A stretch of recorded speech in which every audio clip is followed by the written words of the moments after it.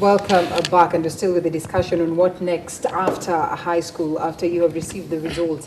Where else do you go? Remember, it's important that you equally interact with us. Hashtag New Day, KESMS short code 40920. The numbers scrolling down on your screen are the numbers that you can call us on, and we'll get to hear what you have to say over the same, because then this is an issue of concern to technically everyone. It's a societal issue, and hence the conversation and the reason why we're having it today. It's not something that should be left for the students and the teachers alone. No. Everyone else is concerned. Like Madam Councillor would say, like, how did you perform? I mean, how was it? How was the exam? And all this. So it's important that we equally come together towards addressing, especially these issues that come along, in regards to the same societal issues, the factor of, just lowering down of your esteem. I mean, it's important that we come together on the table and we ensure that students do not look at this as though it's a matter of life and death. Madam Principal, you're receiving some students from primary school. Yeah. I mean, it should be next year, early next year, right? Yes. And we have seen that some of them have registered so disappointment based on the fact that they were not called to the schools that they called for, and sort of they're going to miss out on their favorite schools or opportunity, and they sort of feel like they're disappointed. What are the measures that should be taken by both the government and the schools of choice, or maybe schools generally, to ensure that such cases are well handled, so at least this student does not feel as though, I worked so hard to be in this school? I'll tell you this, by the way. My dream school was St. George's when I was in primary school. Like, there's no way you could have told me I'm not going there. Sincerely speaking, though I did not go there. Deep down, it was a huge disappointment. And I did not know, it's not like I did not go there because I did not perform well, no.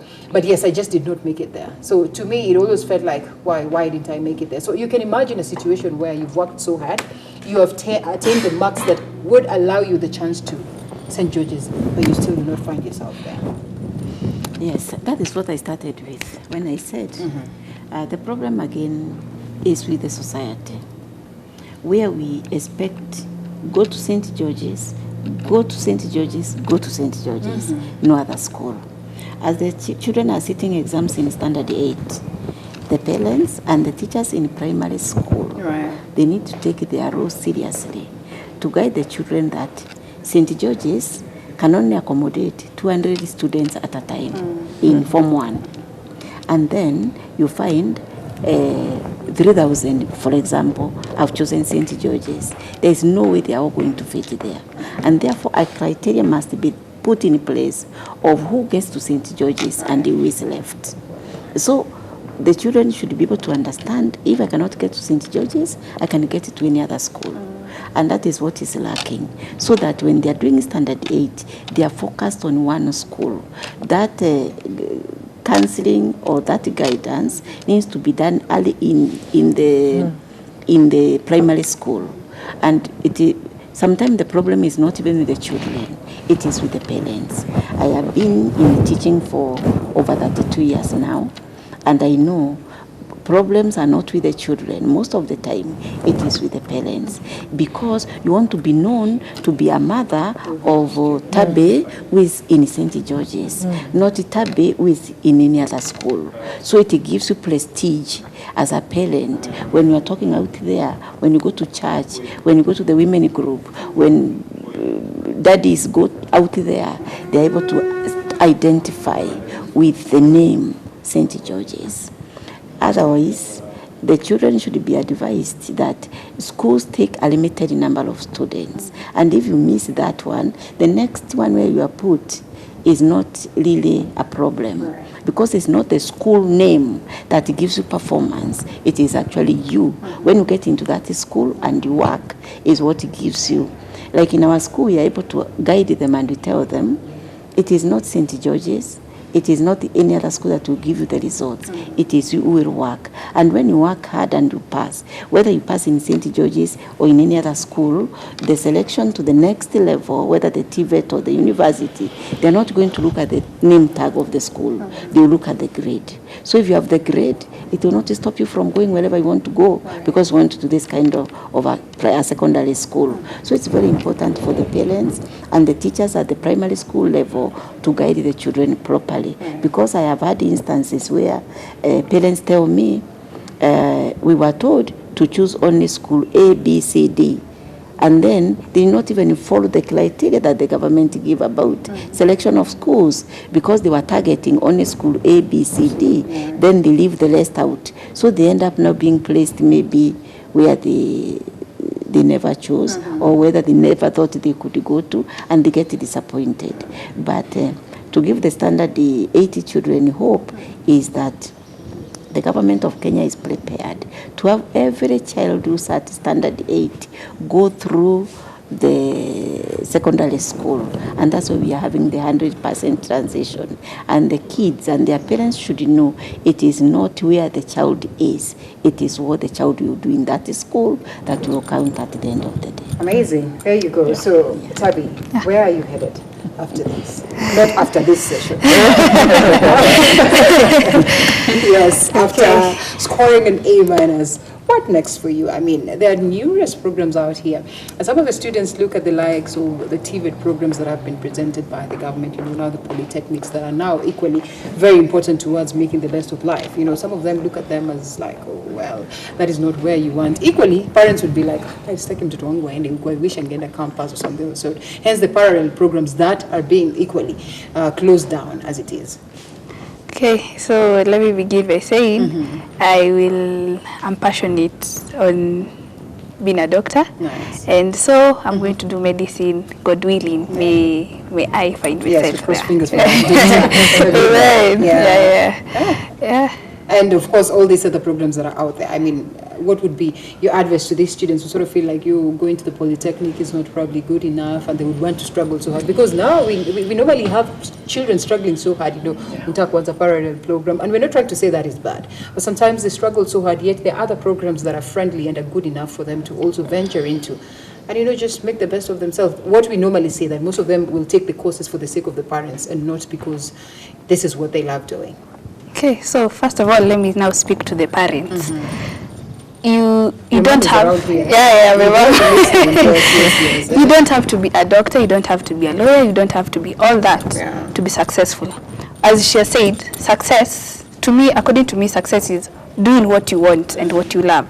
And after doing what you want and what you love, definitely you're going to get the result. You're going to get your best because you put in a lot of positive energy in it, and you're going to get it. Then on the polytechnics and whatever, and the schools, the other schools apart from the universities, we all got the grade. You're going to be placed wherever. What my mom taught me is positivity is one thing that makes you move ahead. So wherever you're going to be placed, accept it and pick up. You don't go back drifting or going into a depression because you never got whatever you did. Yes. Whatever you got, God is going to do something with it. I know that. That's amazing. Guess what my director is asking, or my producer is asking me? Yes. Ati watu wote wamepass, wanasemanga tu wanataka kuwa madaktari. No.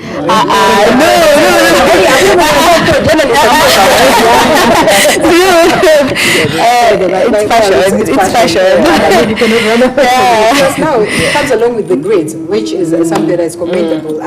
So I want to test my Swahili skills. I know that teacher Rachel, and she's a Swahili teacher, right? Yes. So utaniambia kama nimegonga mwamba, at least I did something good. And I think my next question will be framed in Swahili.